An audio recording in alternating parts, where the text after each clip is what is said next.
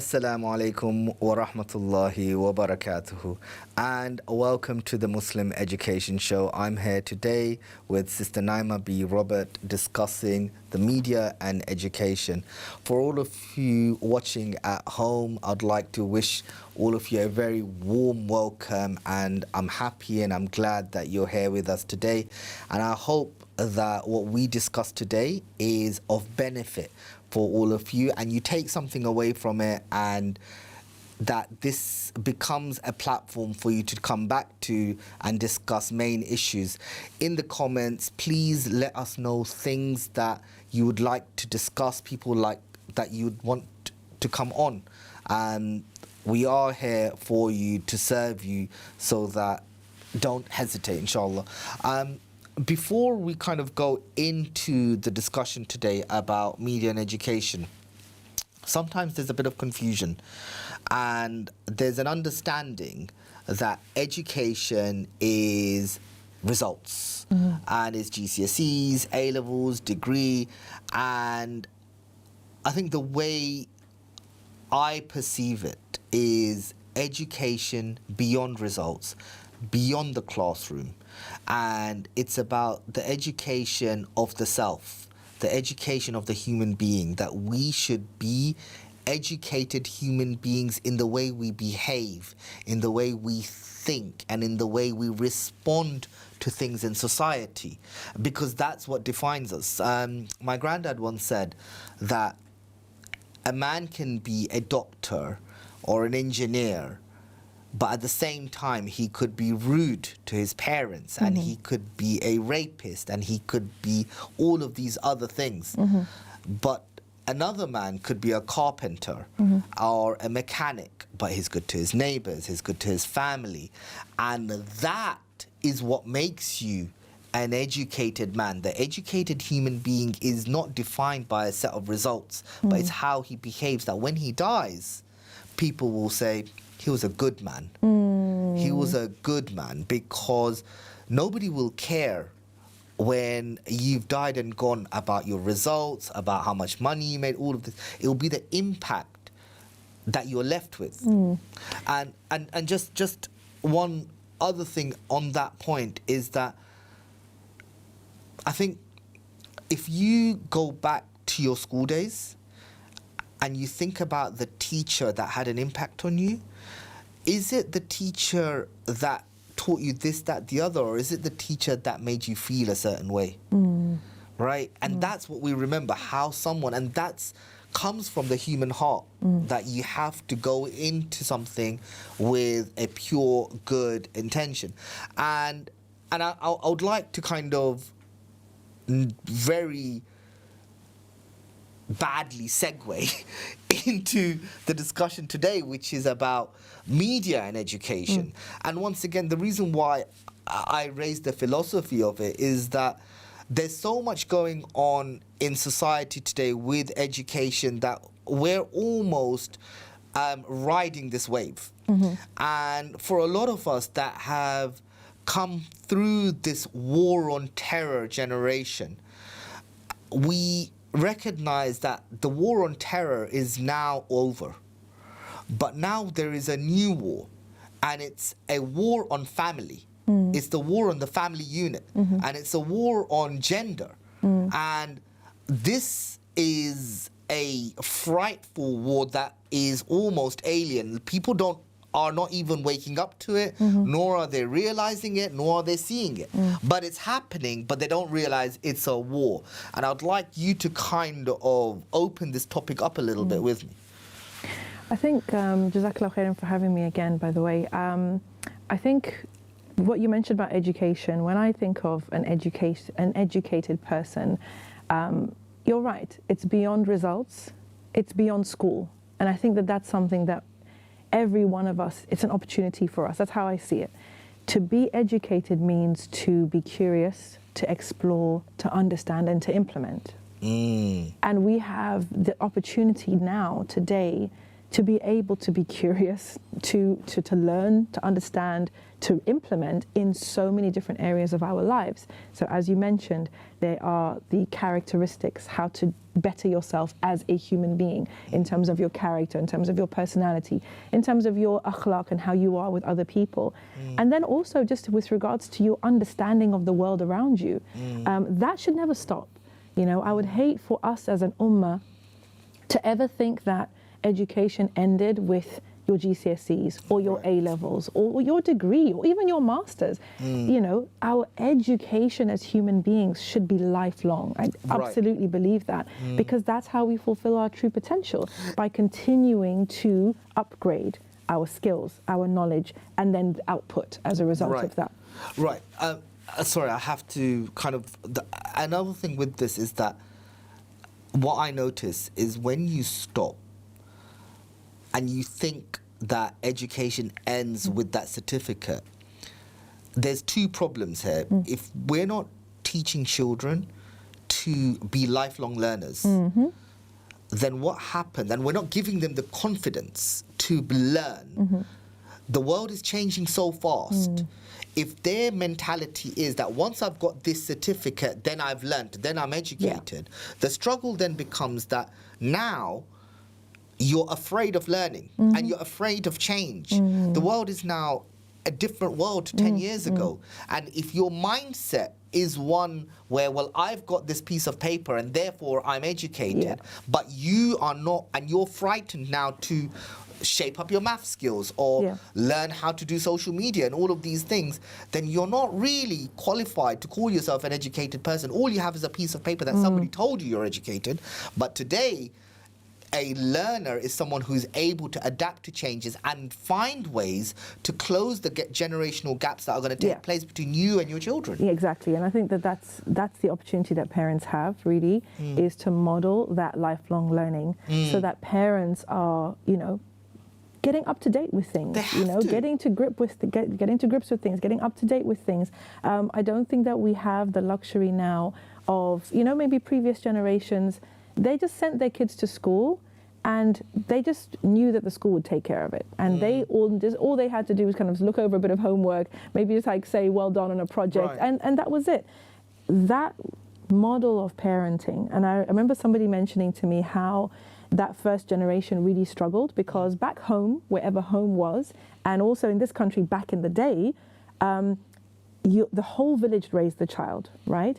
The family was doing the same things that other families around were doing, had the similar rules to what everybody else had, and society as a whole was reinforcing those values. Okay, Stephen Covey talks about this in 7 Habits of Highly Effective Families, where at a certain point in history, and for most of us back home, there was a standard mode of operating, basically, and everybody was on the same page. So parents' jobs were actually very easy because everyone reinforced the same thing, right? Your parents, you had to say auntie and uncle, for example. I grew up in Zimbabwe, right?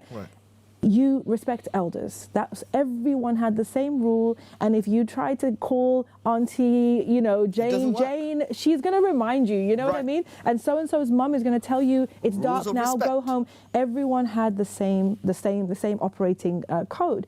So parenting in those days could be a lot more laissez-faire. It could be a lot more relaxed because you knew everyone is singing from the same hymn sheet, right? Today, that is not the case. No.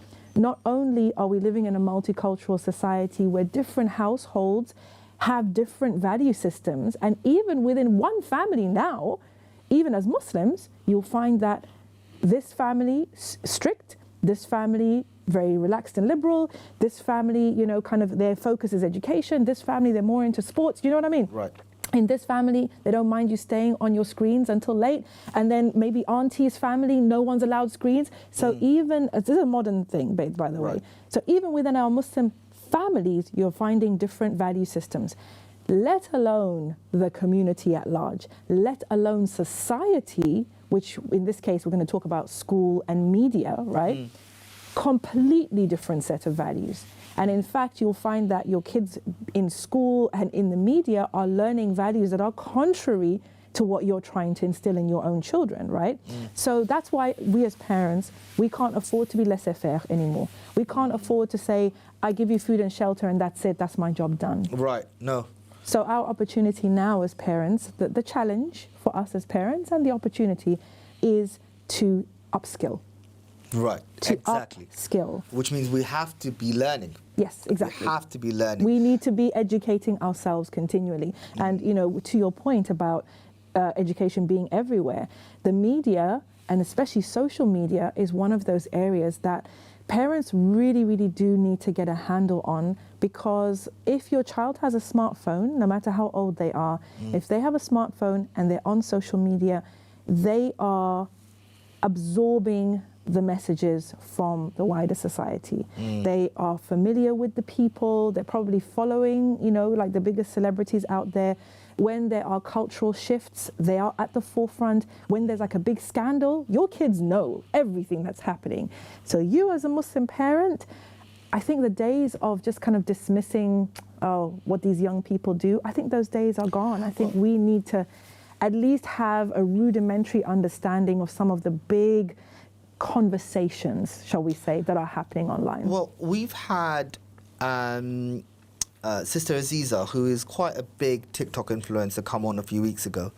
And one of the things she said was that children are now just scrolling. And what TikTok is doing is it's about creating an emotional response. And if your children are emotionally responding all day to social media, then what's happening is that they're drained out. Yeah. By the time they come to you, they've exhausted themselves on their phones, and there's no energy left. And that's why they can't connect with you and your family on a very normal kind of conversation. And they're dopamine junkies, basically. Right. Yeah. I mean, one of the things that... sorry, brother, can we just say this? This is actually... I don't want us to gloss over this point. Okay. It's very, very serious what is happening with young people's brains that are being, and some of us, ours as well, being completely rewired. You see examples of 8, 9, 10-year-olds with smartphones who are allowed social media, right?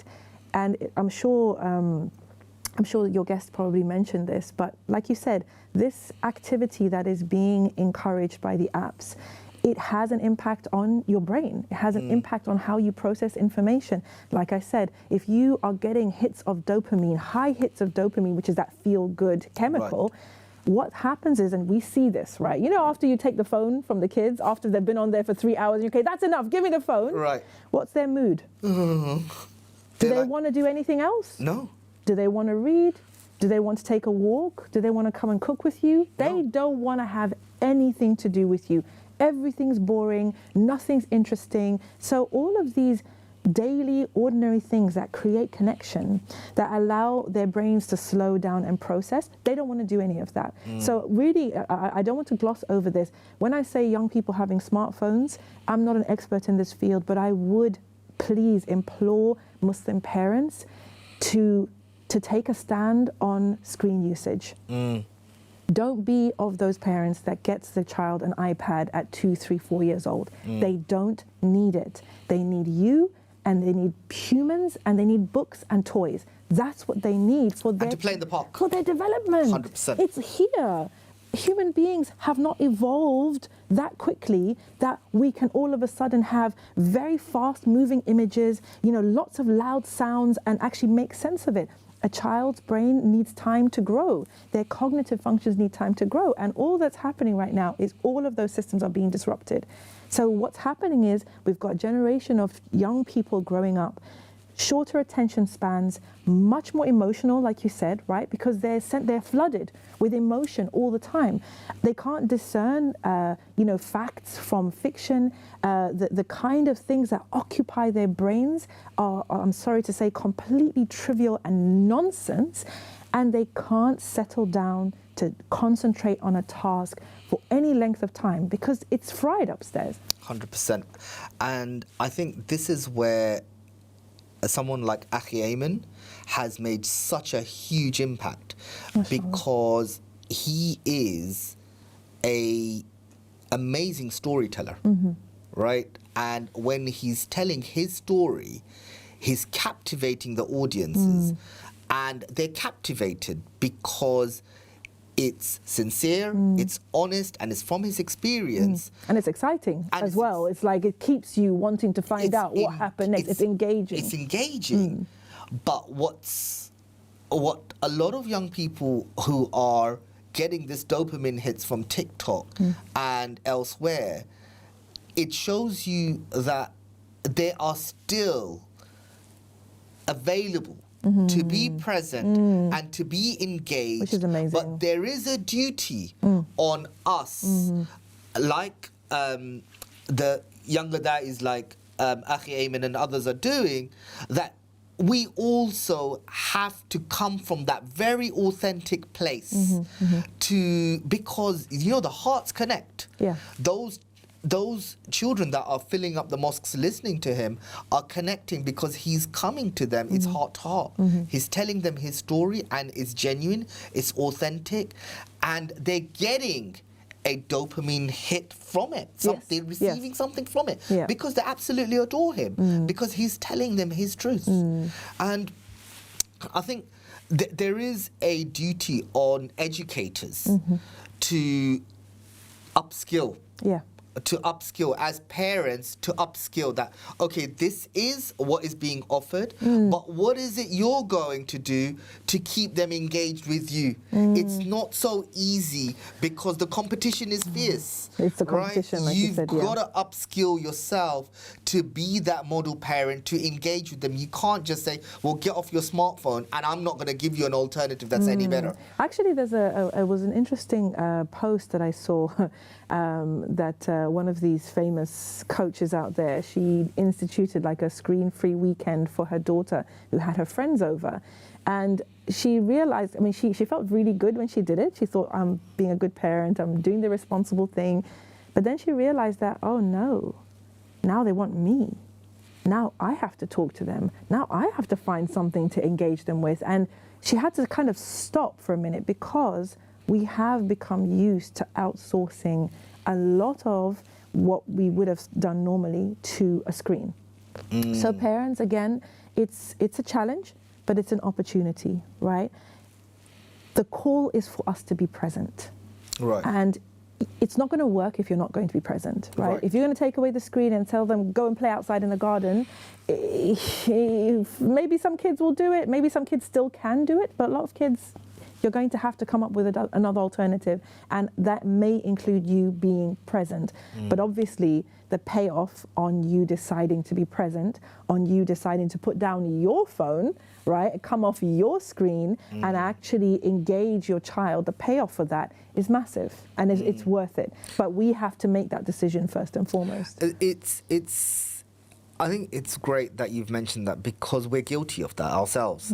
Our lives, our businesses, that we're also so mentally preoccupied with what we have to do that to actually close off and be emotionally present with our children and to engage with them at their level requires a certain amount of self-discipline. For sure, a huge amount of self-discipline, especially with more people working from home. Right. Because the idea is, oh, you work from home, therefore you're more available to your family. But I would argue that sometimes it's actually the opposite, because working from home tends to bleed into, you know, all sorts of hours, all sorts of surfaces, you know, all sorts of spaces in the home. And you find that actually your children are just kind of orbiting around you while you're working from home. I think one of the things that as adults we forget is how to see something through a child's eyes. So like a child will find certain things absolutely fascinating because it's the first time they're seeing it. Like, you know, I heard a scholar once say that his son was like, daddy, come with me, really excited. That's like, okay, well, let's go, right? Took him out to the garden and he's holding on, daddy, come, look at this. Goes out, goes into the garden and he goes, look. That's like, what? An ant. It's an ant, daddy. And what did the dad do at this point?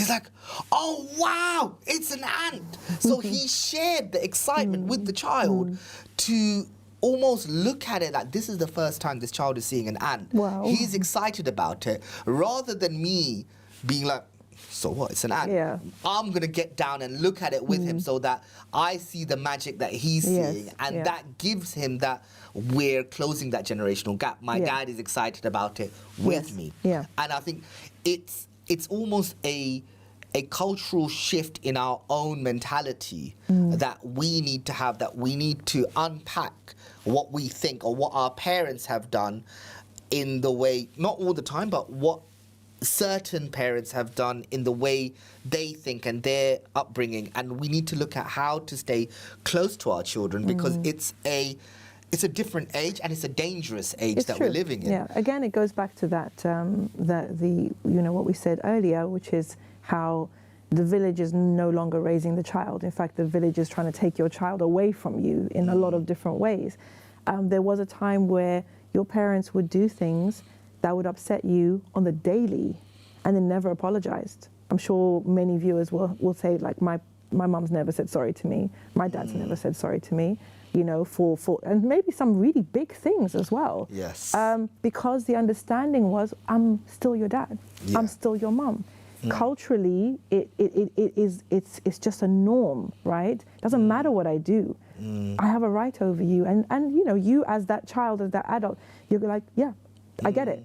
This generation is not like that. No, and it's really dangerous in that sense because a lot of parents today will still see that, well, you're my child, I don't have to say sorry to you. And they will take a position Islamically that there's nothing, that I have this position. But now we have a society which has a position, which is telling your children, well, if your parents aren't going to apologize, you can go, and you can do this, and you can do that, and we'll accept you. Yeah. So then there's greater imperative on us to figure out that this is the society we're living in, and this is how we have to adapt and keep it together. Do you think that it's a correct Islamic position that basically parents can do whatever they want and it doesn't matter?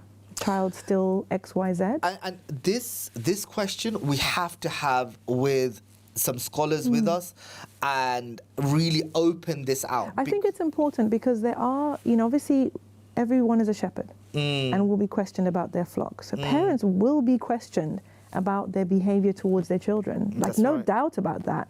But I guess there isn't an authority above parents in this dunya who can tell parents, you have to do X, Y, and Z. But I think as Muslim parents, especially those who are akhirah focused, I think it is upon us to make sure that what we're doing is pleasing to Allah subhanahu wa ta'ala. And if we have oppressed our child, if we've been unfair, if we've done the wrong thing by our child, we shouldn't be too proud to ask Allah's forgiveness and apologize. Yeah, say sorry. Yeah. And they'll love you more for it. You're not going to lose power with your child. Especially as they get older, because I think especially nowadays, as you said, those bonds that were holding families together, people can go and live their own life. And for sure, for some parents, the way you've parented your child is so disconnected that as soon as they are able to not be in your life anymore, they're gone. That's right. They're gone, and maybe you'll see them on Eid.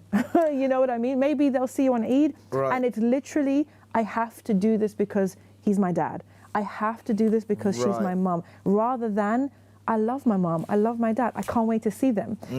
I want to tell them about this. I want them to come round. Mom, dad, let's go for Umrah. Do you know what I mean? That 100%. Relationship, it's not the same. No. A relationship based on purely duty, I have to do this. I'm doing this because I have to, but actually inside I don't want to see them. That's different to a relationship where there is genuine love and genuine respect, especially as they become adults and they have their own lives. But then maybe I'm coming from my own cultural background, so I could be wrong. No, I think you're absolutely correct, and it exists in our generation, and I think it's going to be more so in the next generation. Agreed. And it is because of Allah's command and His order that many children stay in touch with their families. True. And That's true. and they don't understand why. The elders will be like, well, what have we done? And when the children do go to explain it, they don't want to listen because they're suffering from their trauma of why we did what we had to do. Right? Like they might be coming from a place, well, we came as immigrants, we gave you this, we gave you this, we gave you this. For sure. I think that that's important. It is. And what we do need to do is we need to touch on this in after the break. So inshallah, for those of you that are joining us, we hope this has been a very, very kind of engaging conversation. Inshallah, you will join us after the break. Assalamu alaikum wa rahmatullahi wa barakatuh.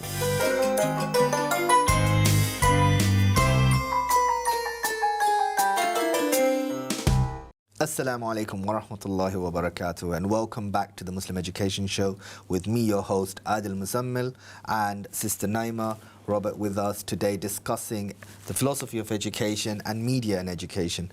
We've had a very interesting first half discussing the different philosophies of education, education beyond results, education beyond the classroom, and lifelong learning. In this segment, what I'd like to discuss more about is the war on the family structure and the roles of genders and how things have changed from the last in the last 50 years, how things have changed and where the world is moving towards and how we can deal with these things. So inshallah, Sister Naima, I think what I'd like to kind of begin with is, what do you see of this manosphere or this generation and this society? What are your reflections of what's currently going on and how can we kind of address it? Bismillah. I think what I would say is that you mentioned before about the war on terror turning into the war on family, and I think one of the most effective ways to destroy the family is to pit men against women. So what I've noticed over the last few years is many children from Muslim homes, traditional Muslim homes, who kind of go to school like everybody else, a lot of the girls pick up ideas from school, from their reading, from the general society, right? The boys are picking up ideas too, but I want to focus on the girls for a minute, because what I'm seeing is this phenomenon of traditional homes producing feminist girls. Homes in which the girls are not comfortable with or actually, argue against a role that the family has set for them, okay? We can go into the reasons why this is the case, and it's usually not obvious until you start talking about marriage, and then you start to hear that your daughter has actually got ideas that didn't come from you, that don't come from Islam, but she feels very, very strongly about. So girls are getting this initiation into feminist ideas and ways of seeing the world. From where? From school. From the education system, the books that they read, the lens that's used to look at society. Media is a huge part of that. And of course, if they're on social media, depending on who they follow, the feminist lens as a critique for society is very, very powerful. Can you just in a snapshot explain what is the feminist direction and what is the Islamic direction? Well, Islam has an Islamic lens, right? قال الله وقال رسول. How does this thing weigh up in the eyes of Allah? Okay, how does it weigh up in accordance with the Sunnah? So when Muslims look at things with an Islamic lens, we are asking ourselves, what is Allah's opinion of this thing?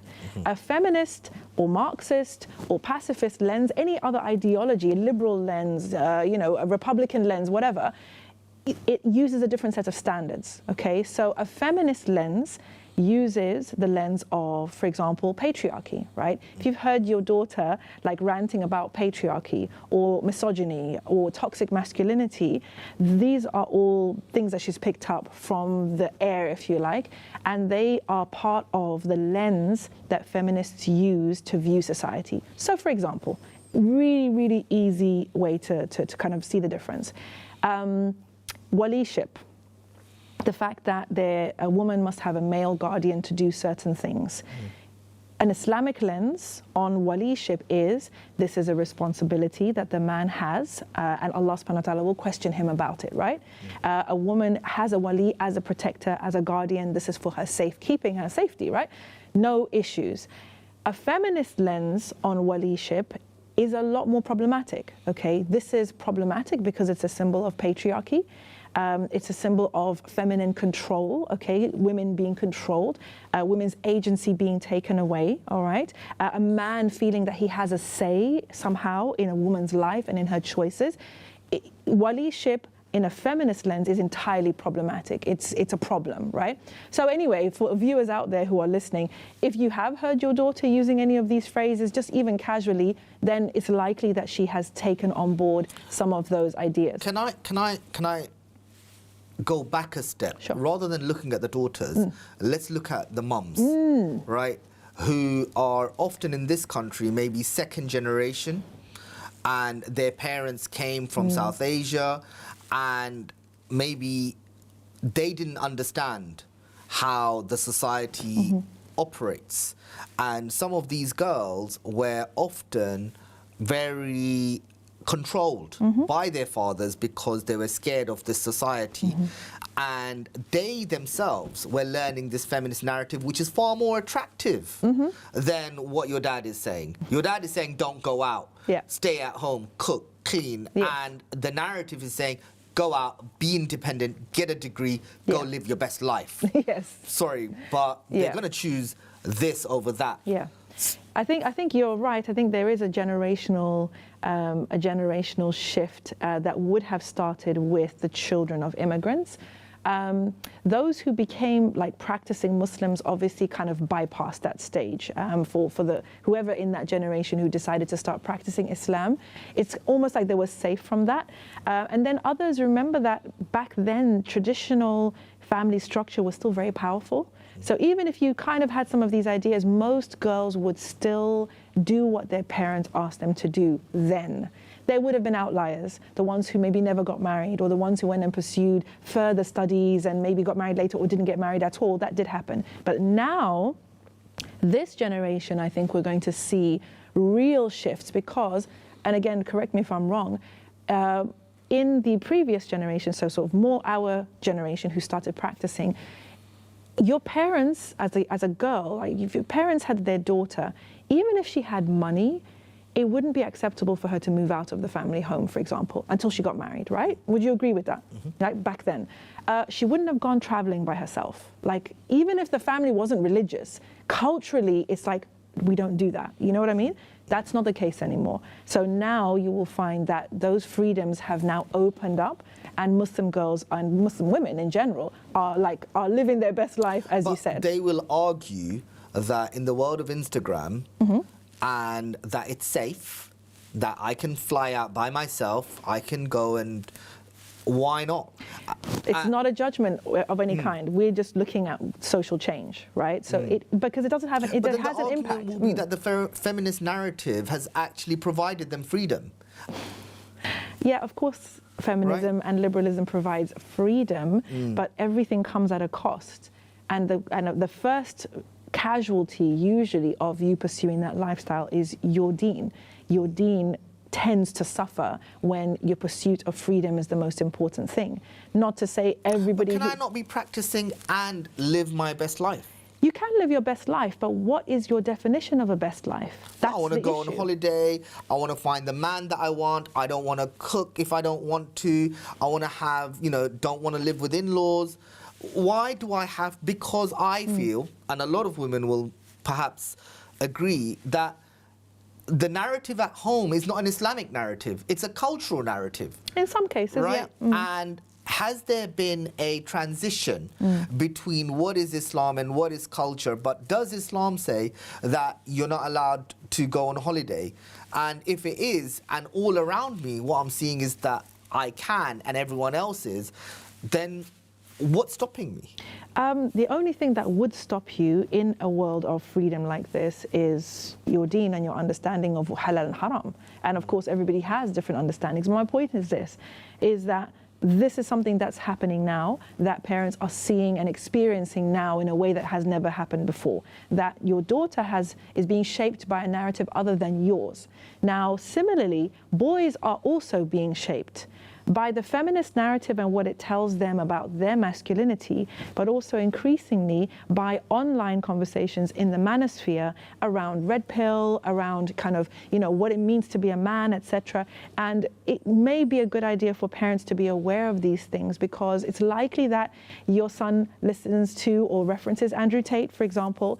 If you don't know who Andrew Tate is, or you pretend that you don't know who Andrew Tate is, it means that you're not picking up on the messages that he is absorbing from there. So just like you were maybe not familiar with what's happening with the girls, and maybe still not familiar, you're also not familiar with what your boys are absorbing, and also what girls are absorbing by seeing this phenomenon of all these boys feeling like Andrew Tate is the role model for them, and that they want to be him, and he's a top G, and all of that kind of thing. So when I say media education, this is what I'm talking about, is for parents to actively be aware of what their kids are watching. Get them to talk to you about it, you know, hear their views on it. So what's he saying? So what's she saying? So what do you think about this? And, you know, do you think that that's sound? I'm not saying go in and stop them, because you can't. I'm not saying go in and lecture them and say Islam says, Islam says. The first thing I'm inviting parents to do is be curious about where your kid's head is really at, and what their ideas are about the social currents that are around us.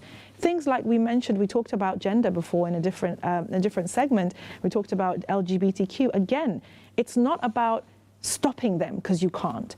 It's not about lecturing them, because it's not going to have any effect. It's about becoming curious to find out where their heads are at. Do they agree? Do they disagree? Are they confused? You know, have they looked into it in more detail? Do they not care at all? Because all of these will impact the way that you'll parent them. So all of these ideas that have come out of modern society, as Muslim parents, it's upon us to firstly know what's going on, and then to understand what our position is on it, and then try to get an understanding of where our kids are with it. I think for a lot of women of this generation, there may be, and maybe predominantly South Asian women, who have earned degrees and gone into the professional world and found a certain level of independence from their families.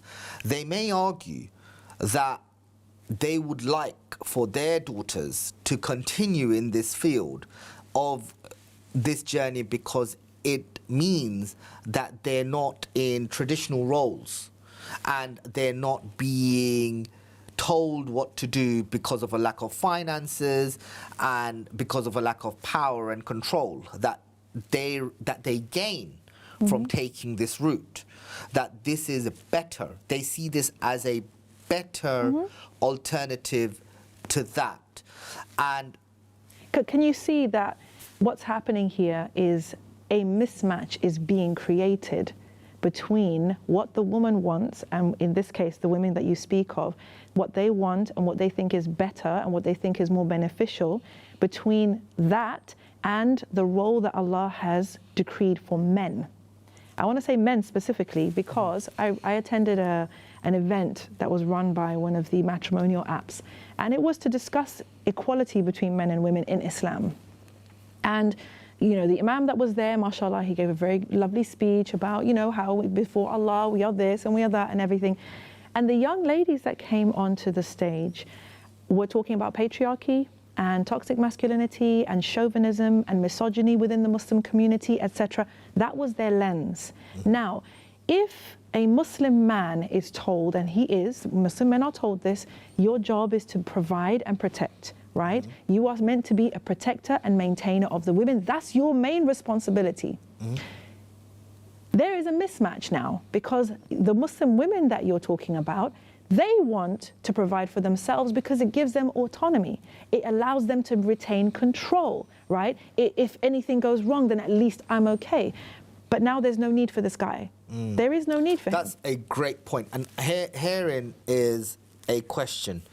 And if the man thinks he has to provide and protect, and the woman thinks she can provide for herself and she can protect herself, how do they resolve this when they're in a marriage? They're not going to marry each other. That's the bottom line. They're not going to marry each other. Well, if we have a society that's creating these women that are They can't, brother. That's my point, is that they cannot join, because firstly, I would argue that for the man, when he meets this woman, he's repelled by her, because a man wants to feel respected and needed.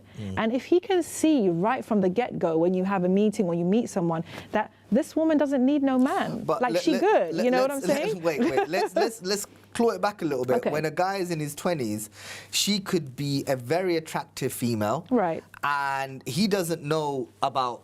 She wouldn't be looking at him anyway, because if she's already got it like that, are you talking about before she gets to the stage where she's financially free and financially independent? Yeah, let's say, look, a lot of people, men and women generally get married between their 20s and their 30s on average, right?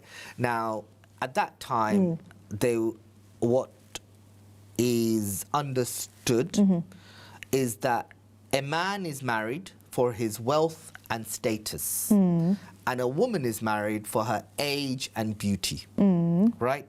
Now, in her 20s, a woman is considered to be at the height of her youthfulness and her beauty, but the man, on the other hand, is not at the height. He needs to get up there. So she might, at that stage, if she's coming from a perspective of provide and protect, but she's also at this time thinking, I need to have a family, right? And if she's got that masculine identity that you're suggesting, is that she's going to be looking at him and thinking, well, he's someone that I can control. Interesting, really? Possibly, because if she's in her masculine identity, then what she's looking for is someone that she can control and have power over, because that's the masculine. This is where it becomes a problem, because women are not typically attracted to weak men, right? So if a woman senses weakness in you, typically she's going to pass, unless she's got something else going on, right? But a lot of the time, it's actually a red flag. And sometimes a woman will test you and push a little bit to see, like, is he strong? Like, is he going to be showing me that, whatever? In her 20s, who maybe needs to get out of her home, start her life, and all of the rest of it, will she pick a guy who doesn't necessarily need to be strong, but maybe he's a professional, maybe he's earning. Right, okay, he's good looking, we'll have good looking kids. Doesn't that happen? No, I'm sure it does. I'm sure they all happen. I think what the point that on a societal level, because the thing is, we like to talk about the Muslim community, but really there's no way of speaking about the Muslim community in generalities, because we differ according to class, age, cultural background, and all of these things, right? Family structure, etc. But I think we can say sort of generally, and again, my point is that the girls are being raised to feel uncomfortable in an Islamic gender normative marriage. That is my point. Regardless of whatever choices they make, I'm not here to judge. What I'm saying is the way that society is shaping women, it is shaping them to be maladapted to their role, according to Allah, in a normative Islamic marriage. The men are not being shaped in the same way. They are kind of, they've got their own issues going on, but society isn't shaping them, for example, to not perform the role of provide and protect. Society still expects them to do that. I think what's really beautiful about what you've said is that it shows that they're not safe. Women aren't safe to be in the role that Allah has created for them. They don't feel safe in that role. Why? Well, because society has told them. That is the point. What you're saying that is that the women they don't have been feel safe. And the thing is, let's be fair to women who Sorry, I'm really glad you've said that, because it's helped me see things. Okay. Right? Because the only reason they're acting in this way is because they've been told by society, this is how you're safe, because you've got control. There's that. There are also women who have experiences that do not allow them to feel safe with men. I think it's not fair to say everything is society, right? If your father abandoned your family, or if your father divorced your mother and she was left destitute. For example, these types of situations, they teach the girl child that men cannot be trusted, right? And I'm sure we all know somebody like that who is like, I saw this happen to my mom, I saw that happen to my mom, I'm never gonna let that happen to me, right? So it is wanting to maintain control, wanting to be safe.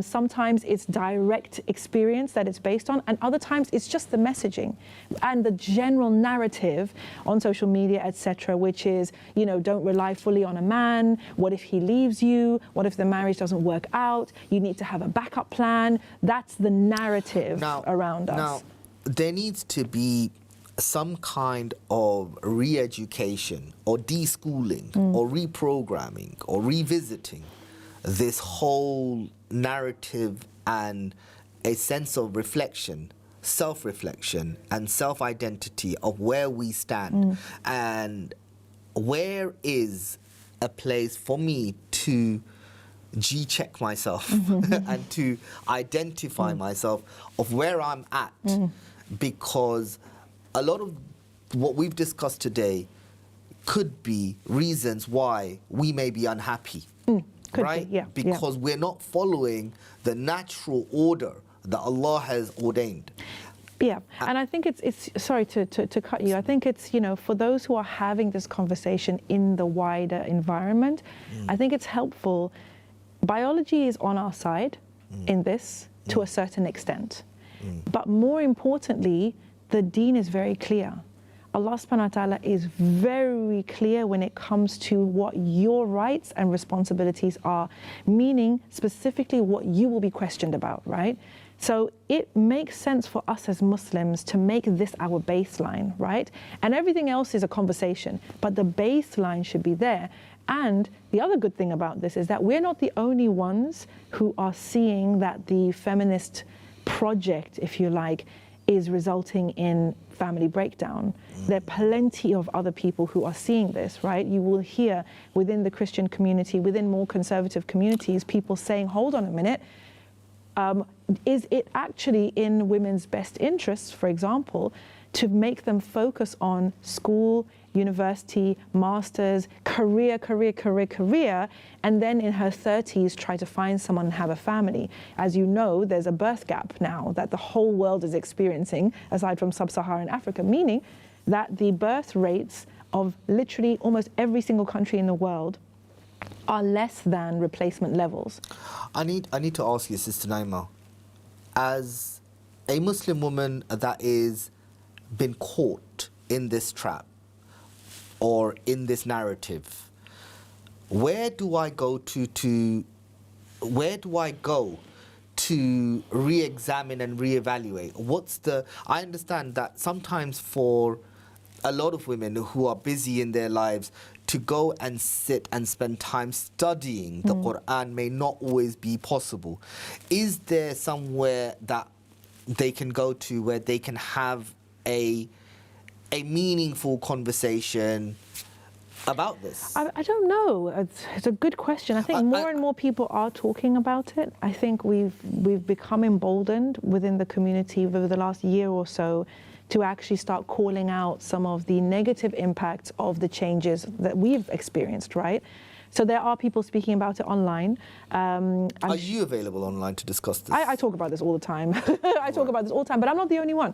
Ustada Fatima Barkatullah has spoken about it. Dr. Haifa Yunus has spoken about it. Many sisters now are actually having, it's time for us to have an honest conversation. And I'm going to put this in the context of what you said, right?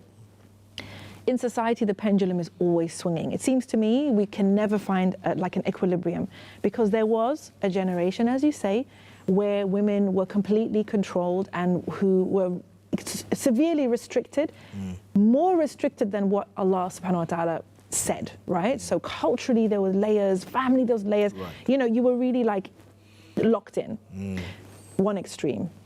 Now the pendulum swings to the other end. Now, not to say that people couldn't find happiness in that, that there was no reward in that, that there was no benefit of that. There was, right? Because how many of us, and I say this especially to the sisters today who, any women, just not just sisters, but women in general who kind of lament their mothers' and grandmothers' sacrifices. And I always say to them, the only reason you are here today and able to say the things that you're saying is because your mother poured her life into you and your family. Absolutely. The reason that you remember Eid and biryani and, you know, and all these wonderful memories you have of childhood, of your mum doing this and your mum doing that, that's because your mum, that was her job.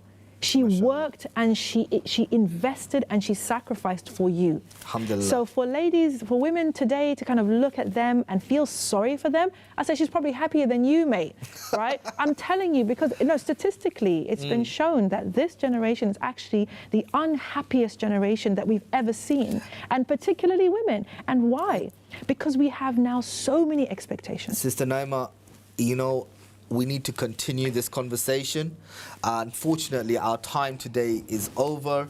For all of you listening at home and on your digital screens, thank you so much for joining us today. And inshallah, you will join us again for our next show of the Muslim Education Show. For today, from me and Sister Naima, Assalamu alaikum wa rahmatullahi wa barakatuh.